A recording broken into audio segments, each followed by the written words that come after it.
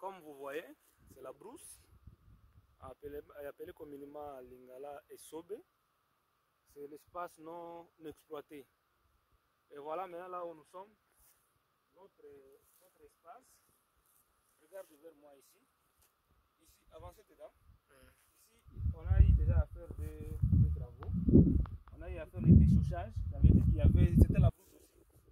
Là, ils sont en train de déraciner les herbes qui étaient là. Après ça, ça a été le deuxième étape. C'était le travail du tracteur qui est passé pour faire le labour, tourner la terre.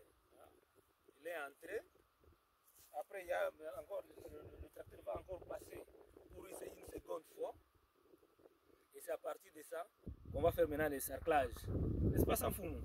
On va faire les cerclages et à partir de ça, nous allons maintenant procéder à semer. Et ici, sur plus de 5 hectares que vous voyez, nous aurons à mettre le manioc, le maïs, le pili-pili, l'aubergine, les aubergines, si tout va bien, le pataxin, il y a eu beaucoup d'histoires. Autre chose. Eh bien, l'agriculture, c'est vraiment un secteur très porteur de croissance. Et je crois que la jeunesse qui est au chômage au Congo, qui n'a pas assez de moyens, devrait tourner leur regard vers ce secteur ici. Ce secteur ici, il est, comme j'ai dit, porteur de croissance économique et créateur d'emplois.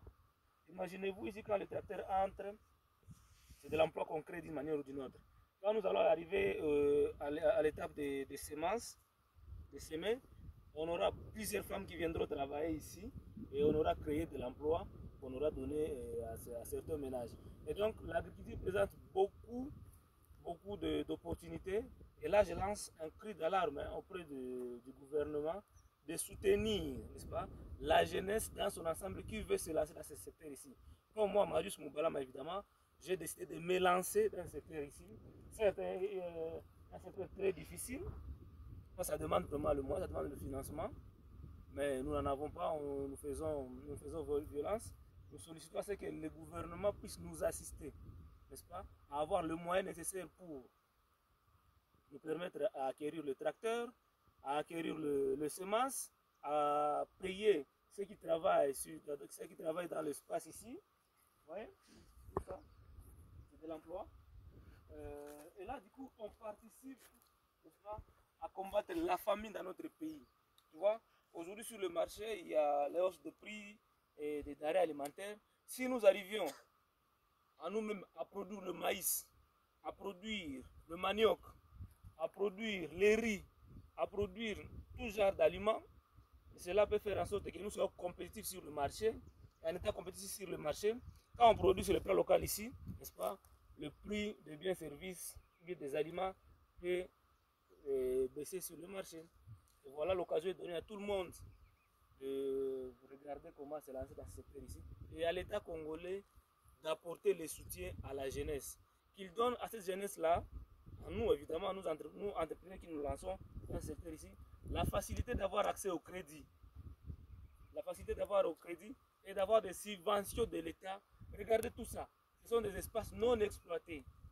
Espaces non exploités qui peuvent nous permettre d'avoir, n'est-ce pas, à produire des tonnes et des tonnes de maïs, des tonnes et des tonnes de manioc, des tonnes et des tonnes des aubergines, des tonnes et des tonnes de beaucoup de choses en fait. Et donc là, je réitère encore mon appel à la jeunesse de tourner les regards vers ce secteur ici agricole.